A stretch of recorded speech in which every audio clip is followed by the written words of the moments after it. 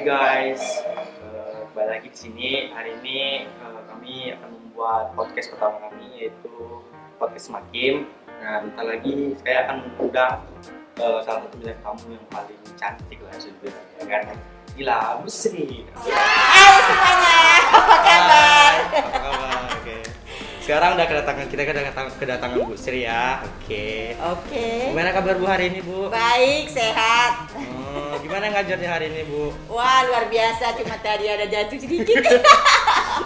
Hari ini kan kita buat podcast nih, Iya. ngomong kan seputar apa aja yang pengalaman Ibu jadi guru, ya kan?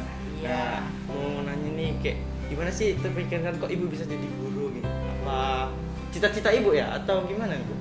Ya, kalau jadi guru sih memang jadi cita-cita. Ya, pokoknya untuk melayani masyarakat. Dulu pengen pramugari. Pramugari nih. Cuman giginya ompong. Pengen jadi perawat tapi takut darah. Akhirnya masuk deh jadi guru. Nah, guru ini asik. Sangat asik untuk menghadapi anak-anak yang begitu baik-baik, ada yang nakal, ada yang baik, tapi asik. Nah, itu kira-kira maka Ibu jadi guru untuk melayani anak-anak kita. Berarti selama Ibu profesi jadi guru, Ibu tuh enjoy lah ya jadi profesi di guru ini ya? Ya, enjoy mulai tahun Tahun 1986 Ibu sudah jadi guru. Terus mulai tahun 89 jadi kepala sekolah di SMP Kristen Immanuel. Nah, baru tahun 2009 ya Ibu minta pamit dari SMP karena sudah kelamaan dan capek jadi kepala sekolah, masuklah jadi guru biasa. Nah, tahun 2012 baru Ibu masuk SMA. Jadi 2012 Ibu baru join SMA. Iya. Tapi kalau misalnya masuk Semakem ini udah lumayan lama lah ya. Udah tahun Dari 86. Kok belum lahir ya kalian? Belum nikah lagi Bapak Mama. Nah, itu. Tapi kalau misalnya Bu nih ya, kalau misalnya murid nih, kalau misalnya perbedaan murid dulu sama murid sekarang tuh apa, Bu? Oh, Dari kalau sejauh Ibu ngajar. dulu kalau tingkat di SMP memang karena masa pubernya itu masih agak susah kita arahkan, masih mau mencari identitas ya. Tapi kalau sudah di SMA udah bagus, sudah mulai dewasa, udah gampang mengarahkannya. Tapi kalau waktu SMP ya mereka mencari identitas, jadi kita harus teriak-teriak. Itu SMA, bedanya. SD pun juga. Kemudian kalau zaman sekarang kan sudah serba IT semua. Iya, serba IT. Dulu mana pernah ada IT, telepon aja susah. Iya, pakai koin lagi Iya, kan. pakai koin lagi. Koin, telepon. Masih ada rumah-rumah telepon di mana-mana. Kalau- Ya antri gitu. Kalau sekarang kan udah canggih. Ya, kita hadapilah kecanggihannya ini.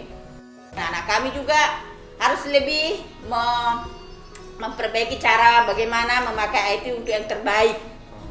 Lah nonton yang tidak baik. Apalagi sekarang kan kita ujian aja tadi belajar udah pakai semua IT. Tapi ada yang bohong-bohong loh kalau di rumah katanya. Kok belajar apa nak? Kan mamanya nggak ngerti nih. Belajar mat, ternyata apa? Main game. Untuk anak semakin enggak ya?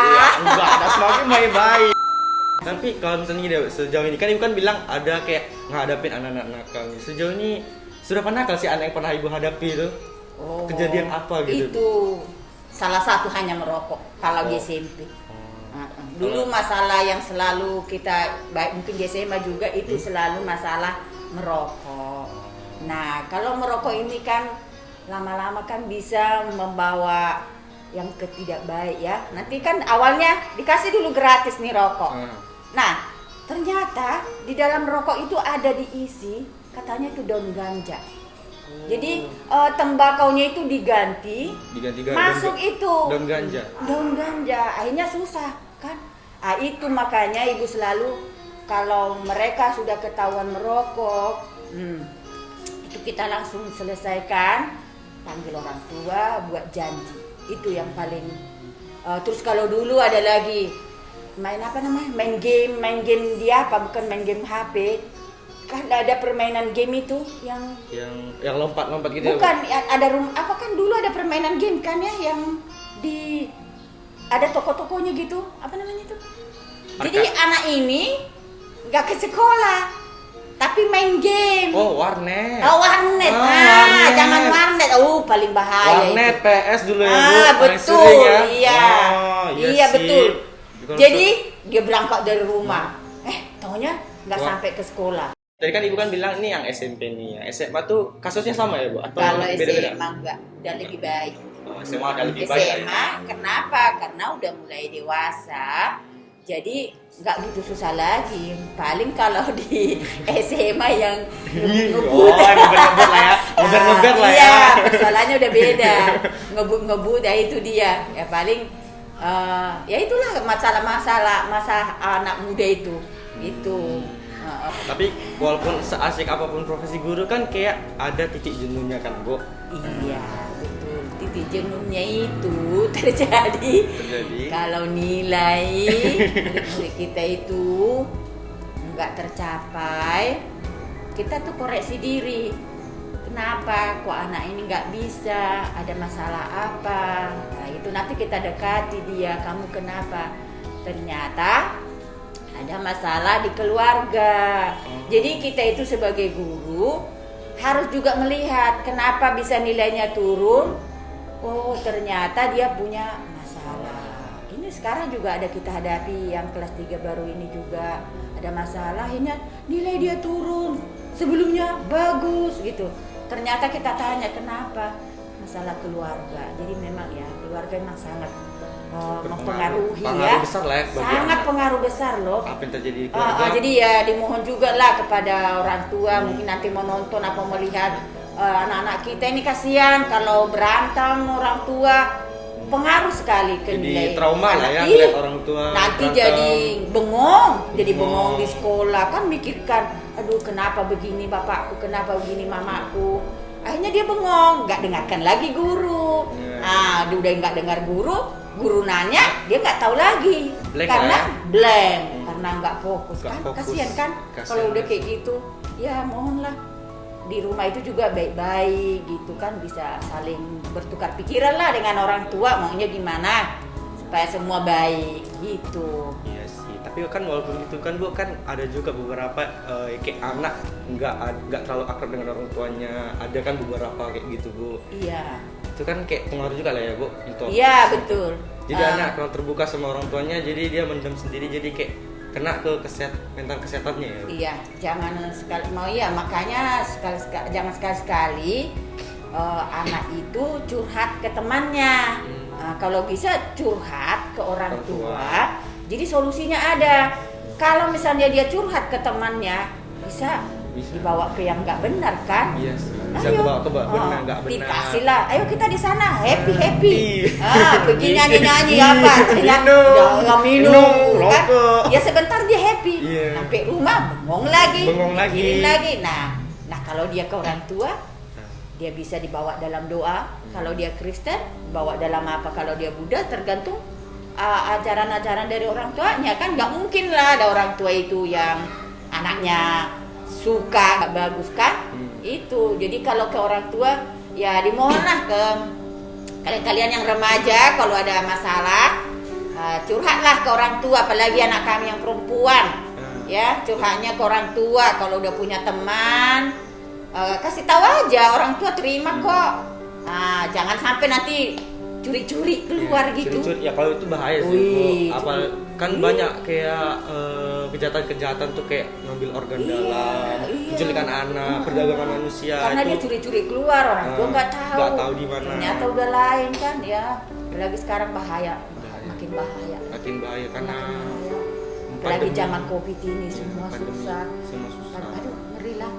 Ya dimohonlah juga ke orang tua tuh, didoain lah juga sama anak-anaknya gitu ya.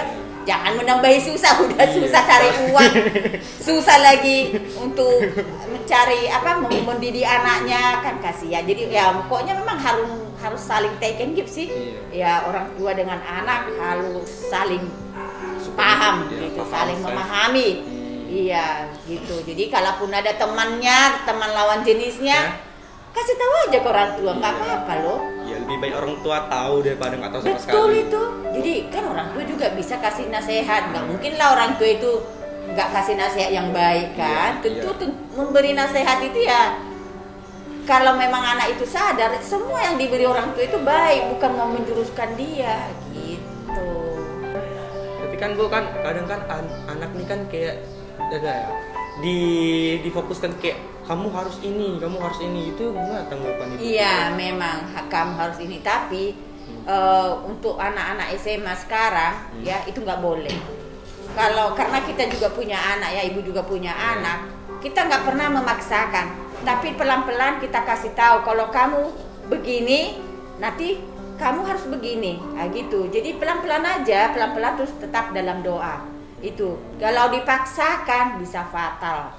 Tapi ada juga sih yang terima gitu ya, cuman ya maunya orang tua kan memang anaknya itu baik, tapi kan masalah memilih sekolah juga, memilih sekolah itu nggak bisa dipaksakan. Kalau misalnya dia pas udah SMP nih terus lulus, kalau dia memang memilih SMK silakan, karena mungkin cara beranunya itu dia udah tahu, saya pengen ini. Kalau kita paksakan di SMA bisa gagal. Begitu juga kalau udah SMA kelas 12 mau ke perguruan tinggi nih.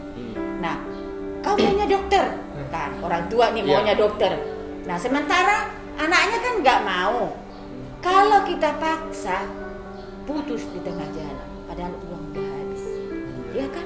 Jadi ikuti aja, karena ya biarkan dia berkembang gitu. Karena sambil pelan-pelan kita lihat dipantau lah ya. Iya, dipantau tetap dalam doa gitu. Kalau misalnya agak melenceng dikit diingatin. Iya. Disupport lah ya. Disupport aja. Gak usah dipaksakan. Banyak hal gitu dipaksakan, batal.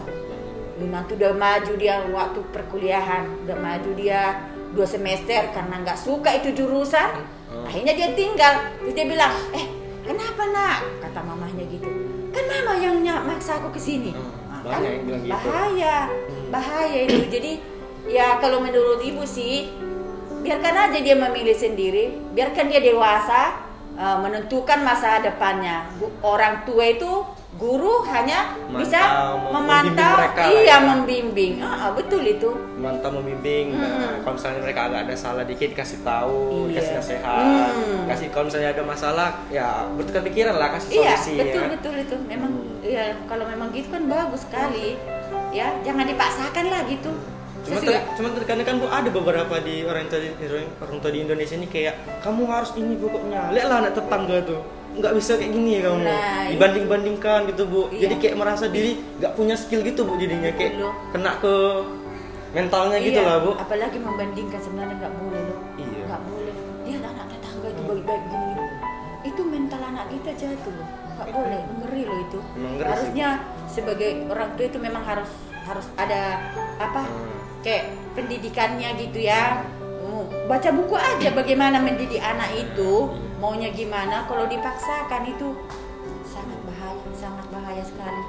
Kalau misalnya kayak gitu kan seharusnya kayak disupport, mau sekecil apapun keberhasilannya disupport lah kan Bu.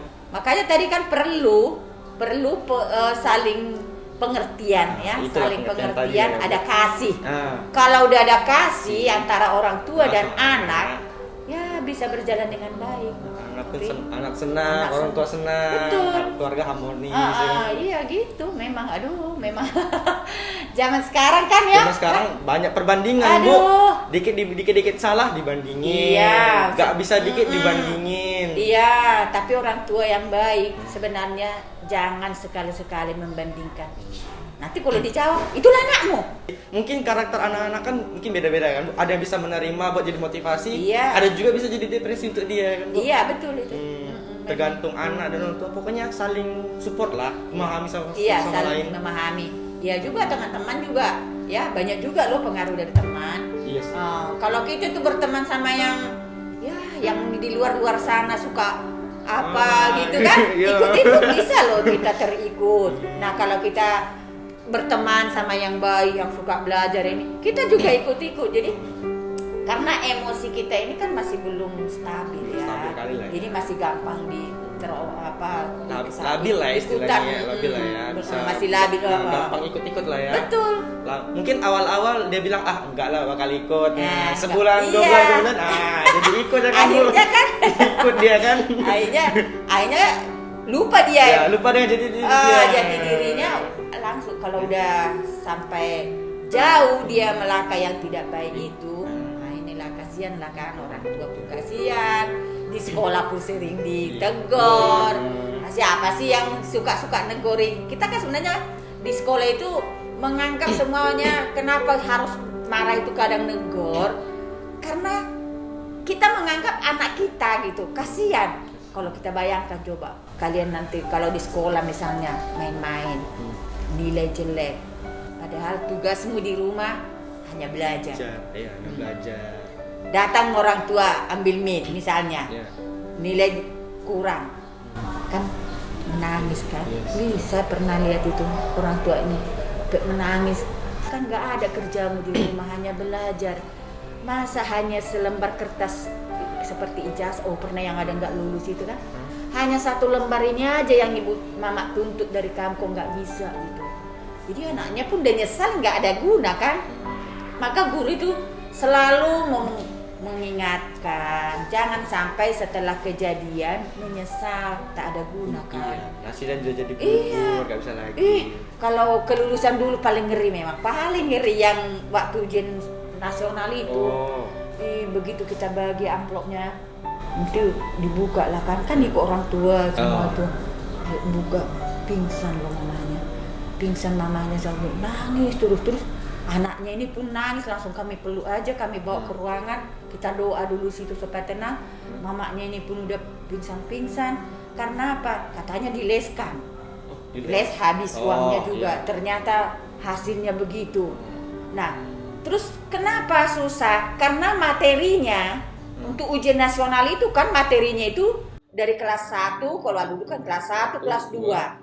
Nah, materi kelas 1, kelas 2 ini kan udah lupa nih, wajar kan? Wajar. Ternyata itu yang banyak keluar. Jadi waktu itu kan masih ada pemantapan. Ada nah, pemantapan. Itulah yang diulang di waktu pemantapan. Ya tapi mungkin dia nggak serius, dianggap remeh atau gimana? Nah gitu makanya. Ya kalian mungkin nanti enak-enak lah sekarang kan, tinggal ujian sekolah ya. Kalau dulu aduh ngeri. Sedangkan saya aja waktu itu kalau menerima hasil, udah guru ini, udah kepala sekolah, bisa nggak makan. Kayak mana nanti anakku berapa orang nggak lulus? Nanti kita kan dikumpul di dinas ya. Nanti dibagi satu-satu amplopnya gini kan. Aduh, semua nggak. Padahal disediain makanan, nggak ada yang mau makan. Semua kepala-kepala sekolah itu nggak makan. Dia mikirkan kayak mana kelulusannya. Anaknya lulus atau enggak gitu ya. Iya. Ya siswanya lah kan, siswanya gimana berapa orang. Karena dulu kalau 100% dapat hadiah loh. Kalau 100% muridnya lulus semua, ada hadiah dari dinas kan. Aduh, disitulah paling seru. Paling seru di situ lah ya. Sampai seru deg-degan campur aduk lah ya. Tapi kalau zaman sekarang kan udah mulai ada apa namanya paket kan, kalau nggak lulus dia ikut paket bisa masuk lanjut, bisa ini. Kalau dulu nggak ada paket-paket gitu, nggak ada. Kalau udah nggak lulus ngulang setahun, ulang lagi kelas 3 itu ya Bu? Setahun bayar uang sekolah lagi, umurnya lagi bertambah, makin tua di SMP itu sedihnya. Sekarang udah lebih enak peraturan sekarang, nggak terlalu ketat kayak dulu lah ya. Kalau nggak lulus tetap bisa ke SMA, ikuti paket. Itu berapa tahun dulu kayak gitu. Nah, zaman kalian sekarang tidak ada lagi ujian nasional, adanya ujian sekolah. Nah, terus itu pun nanti katanya kalau jadi dilaksanakan di Oktober ini, tapi kita lihat lagi karena katanya menteri pun kayaknya mau ada perubahan, ada reshuffle di kabinetnya si Pak Jokowi. Ya itu, jadi ya yang penting mau ujian sekolah, mau ujian nasional, persiapkan diri. Terutama mental ya. Mental ya. Kalau misalnya sehat. Iya, kalau misalnya mentalnya nggak ada kan Bu, apa yang dipelajari kan jadi blank ya. Blank, nggak tahu apa-apa jadi. Ya. Terus ya pernah karena tak terbaca, periksa manual lagi. Periksa manual gitu ya. Karena banyak nggak lulus kan. Kenapa ini nggak lulus banyak? Mungkin apa dikuncinya salah, akhirnya manual lagi gitu. bisa begitu. Ya itulah, jadi perjalanan ya di sekolah itu ya. Ya begitulah ya Bu. Makin maju, makin maju, makin maju, makin maju. Tinggal sekarang bagaimana menghadapinya kan gitu. Iya sih. Iya. Teknologi udah serba ada, bisa kita manfaatkan, ya Betul. kan? Iya. Jadi kalau misalnya sekarang Bu kan rintangan guru tuh kan menghadapi anak tuh kayak gimana memakai teknologi lah ya Bu. Teknologi Iya. gimana diarahkan. Berarti guru-guru sekarang tuh kayak harus lebih maju, selangkah lebih maju lah ya. Harus. Selangkah lebih maju dari murid lah ya. Harus memang. Iya, harus mau belajar ya walaupun udah tua, udah usia. Ya. Sementara kan dulu mana ada di zaman Iya, kami nggak kan. ada. Ya, belum ada dulu sih. mesti ketek-ketek Masih ketiknya masih tek bunyi-bunyi geser. Terus nanti ini lagi tek geser. Membuat soal dulu kan hanya gitu, tak baru dia kan digiling lagi gini untuk memperbanyak. Nah, sekarang makin maju ya guru juga, orang tua juga harus ya harus lebih banyak lagi belajar. Ya, harus mau belajar ke guru yang masih muda. Masih muda. Ya, kalau yang masih muda ini kan lebih udah tahu semua, udah zamannya dia kan. Iya, zamannya dia. Jadi harus bisa berbagi sharing lah, berbagi Betul. ilmu ke guru yang saya dibilang guru yang udah lama ya. Iya. Yang Ya belum- seperti ibu sendiri lah. Nggak malu ibu belajar. Ya, yang penting jangan malu untuk belajar lah. Iya. Usia kalau belajar tuh nggak mandang usia lah ya, Bu. Betul, Mau betul. setua apapun, semuda apapun. Itu yang penting hebat. semangat belajarnya lah ya. Betul. Belajarnya Semangat itu. terus. Semangat terus ya. Kan Iwan nih, ibu bilang kan udah ada jenuh, udah apa. Jadi sekarang ibu kan katanya nih ya, katanya bulan November nanti ibu mau Iya. pensiun ya, Bu. Iya. Betul ya, Bu? Iya, Mau ibu pensiun. udah usia 60. Karena peraturan kan usia 60 harus sudah pensiun. Oh, iya, langsung Jadi pensiun. November nanti ibu udah 60, ya udah pensiun. Pensiun. Ya, nanti ke ladang lah. Oh, ibu ke ladang ya, Bu. Di mana Iya, ladang ibu, Bu? Di Barelang nanti. Barelang. Kalau udah ada jagung apa nanti kita datang sana. bakar lah, Bu. Iya, di situ tuh masih sekarang masih nanam ubi. ubi, nanam apalah bagian-bagian dapur gitu, serai. Oke. Nanti kalau udah ibu udah pensiun ya nanti mungkin ke Ke ladang lah ya, Bu. ke ladang lah. Itu Untuk ibu kegiatannya. cuman itu ladang ibu itu cuman kayak hobi ibu cuman berladang atau ada bisnis juga, Bu? Nggak ada, Nggak ada. Hanya iya, ladang kegiatan biasa. lah. Oh, Kalau nggak ada kegiatan. kegiatan, soalnya pengalaman kalau udah pensiun nggak ada kegiatan, sakit-sakitan. Iya, karena badan nggak bergerak. Kita kan biasa mandi pagi, Iya. ini kan nanti Jadi- nggak mandi nggak apa, udah di ladang kita kan walaupun jauh. Iya, walaupun jauh. Oh. Yang penting banyak gerak-gerak. Iya. Apalagi kan kayak udah usia yang udah makin ke atas kan harus banyak bergerak lah ya, Bu. Iya. Banyakin keringat, Betul. makan sehat gitu juga. Kadang Iya. kalau misalnya rata-rata sih orang pensiun tuh kayak di rumah cuma duduk-duduk. Nah, itu. Nonton, makan. Mungkin Itu. hiburan sekarang tuh kayak nonton karena kan nggak bisa jalan-jalan kan, Bu. Iya. Iya kan? Tapi kalau ke ladang kan bisa jalan. Iya, kalau ladang bisa Bebas. jalan, bebas ya. Nggak ada Bu. COVID. Nggak ada COVID. Lepas masker, Iya, cangkul. betul. Segar. Segar sih ladang, apa? enak juga sih. Anunya juga udaranya di sana Udaranya segar. segar, ya. Kan masih suasana kampung gitu ya. Suara. Nantilah suatu saat ya kita Suatu harus saat, main ke sana. Iya, main ke sana. Ya kan, Bu, pengetahuan ya kan, Bu, gimana Iya. sih ladang, gimana sih berladang yang benar ya kan, Bu. Segar lah. Segar. Jadi kegiatan Ibu kalau setelah pensiun cuma berladang doang. Ya? Ya berladang ya nanti ya itulah yang bisa ini. Kalau selama ini ibu masih jual serai. Oh, serai doang lah ya, Bu. Iya. Belum yang ke yang lain lah. Ya? Jagung waktu itu udah. Oh. Iya begitulah. Lumayan lah ya si ladang, Bu. Lumayan lah. Bisa lah untuk makan. Iya. Bisa makan baku teh. Demikian podcast ngobar semakin sekarang. Oke, Bu, makasih ya, Bu, sekali Yo, lagi ya, Bu. iya, Sehat-sehat semakin ya. maju. Ya, Oke, semakin maju. Sehat-sehat dadah. ya. Dadah. Iya. Udah. Udah. Oke.